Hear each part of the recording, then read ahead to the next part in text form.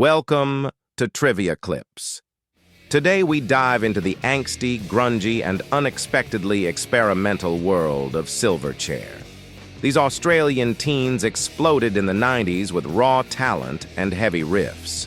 But beyond the hits, there's a deep story of evolution, struggle, and reinvention. Let's begin. Part 1 of this trivia challenge. How well do you know Silverchair? Part 1-1. What was Silverchair's breakthrough debut single? A. Freak. B. Tomorrow. C. And a song. Answer. B. Tomorrow. Tomorrow was released in 1994 and launched Silverchair into stardom. The band members were just 15 years old at the time. The song topped the charts in Australia and the US. Its grunge sound drew comparisons to Nirvana and Pearl Jam. It became a defining anthem of the 90s alternative scene. 2. What was the original name of the band? A. The Innocents. B. Innocent Criminals. C. Silver Day. Answer. B. Innocent Criminals. Before becoming Silverchair, the band was called Innocent Criminals. They chose the name during their early school years in Newcastle. They later changed it for legal reasons and artistic direction. Silverchair was partly inspired by a mix of Nirvana and a C.S. Lewis book. The new name reflected their transition to serious musicians. 3. How old were the members when they released their first album? A. 17, B. 15, C. 19. Answer. A. 17. Chris Joannou and Ben Gillies were 15. They became instant rock stars while still in high school. Their debut album, Frog Stomp, was recorded in just a few days. Despite their age, their music had a mature, heavy sound. Critics were shocked by their talent and confidence. 4. Which album featured the hit Freak? A. Diorama. B. Frog Stomp. C. Freak Show. Answer. C.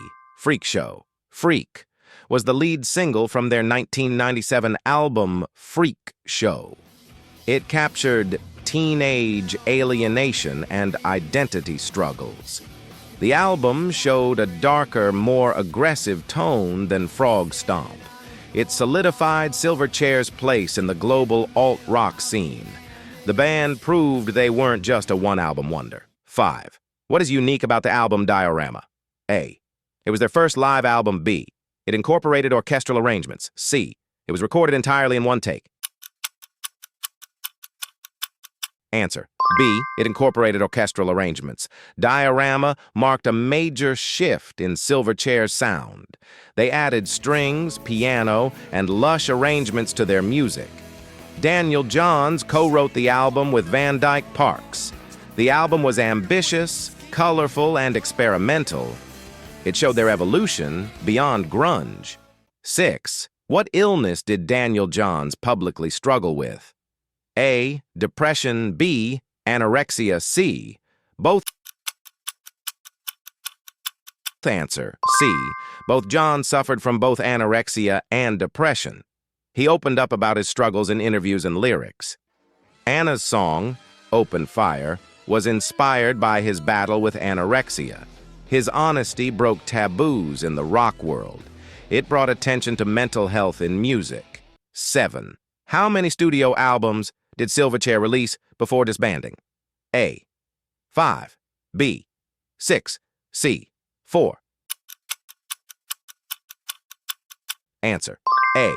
5. Silverchair released 5 studio albums from 1995 to 2007. These were Frog Stomp, Freak Show, Neon Ballroom, Diorama, and Young Modern. Each album showed a clear evolution in style and maturity. Their sound moved from grunge to art rock. They were never afraid to reinvent themselves. End of Part 1. That was intense. Stick around. Part 2 is coming up with deeper dives and unexpected facts. Let's see if you're ready to go further into Silverchair's journey. Welcome back to Trivia Clips. You made it past the grunge wave. Now let's push forward into Silverchair's more complex chapters. From chart-topping albums to internal struggles, let's test how deep your fandom really goes. 8. What was the name of Silverchair's third album? A. Young Modern. B. Neon Ballroom. C. The Color and the Shape. Answer: B. Neon Ballroom. Neon Ballroom came out in 1999 and was a turning point for the band. It featured orchestration, electronic elements, and intense lyrics. The album reflected Daniel John's emotional and physical struggles. It showed maturity far beyond their teenage roots. Critics praised it for bold experimentation and raw emotion. 9. What genre shift occurred in Young Modern? A. From rock to hip-hop. B. From grunge to glam-inspired art rock. C. From punk to metal. Answer: B. From grunge to glam-inspired art rock. Young Modern embraced glam, pop, and theatrical sounds. It marked their departure from angst-driven themes. The production was slick and polished with layered vocals. Daniel Johns' songwriting reached new levels of complexity. It was a polarizing but bold evolution. 10. What caused the band's indefinite hiatus? A. A major fight. B. Daniel Johns' health. C. Creative disagreements. Answer: B. Daniel Johns' health. Daniel Johns suffered recurring health problems and burnout. He needed time to recover mentally and physically.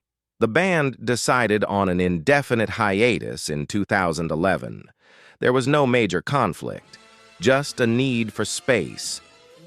Fans were saddened, but supportive of the decision. 11. What is the title of their final studio album? A. Diorama. B. Young Modern. C. Freak Show. Answer: B. Young Modern. Released in 2007, Young Modern was Silverchair's last album. It featured the hit single Straight Lines. The album was upbeat yet lyrically introspective. It showed a mature artistic end to their discography. It left a lasting legacy in Australian rock history. 12. What was Daniel Johns' post-Silverchair project? A. Dissident. B. The Dissociatives. C. Savage Garden. Answer: B. The Dissociatives. Johns formed the Dissociatives with electronic artist Paul Mack. They released an experimental self-titled album in 2004. It mixed rock with electronic and orchestral elements. The project allowed Johns to explore beyond Silverchair's limits. Fans praised it for creativity and boldness. 13. What message is often found in Silverchair's lyrics? A. Political rebellion. B. Emotional introspection and vulnerability. C. Party and celebration. Answer: B. Emotional introspection and vulnerability. Their lyrics often deal with pain, healing, and self-discovery. Daniel Johns wrote openly about his personal demons. He used music as therapy and connection with fans. This honesty made their songs deeply relatable. They stood out in a genre often dominated by bravado. 14. How is Silverchair viewed in Australia today? A. Forgotten 90s band. B. National icons of rock. C. Just another grunge group. Answer: B. National icons of rock, Silverchair is remembered as one of Australia's most iconic bands. They broke international barriers at a young age. Their music evolved with depth and innovation. They paved the way for future Aussie rock artists. Their legacy continues to inspire a new generation. End of part 2. You've proven yourself a true fan of Silverchair. Now it's your turn. Drop your score in the comments, share this challenge with friends, and don't forget to subscribe for more rock trivia right here on Trivia Clips.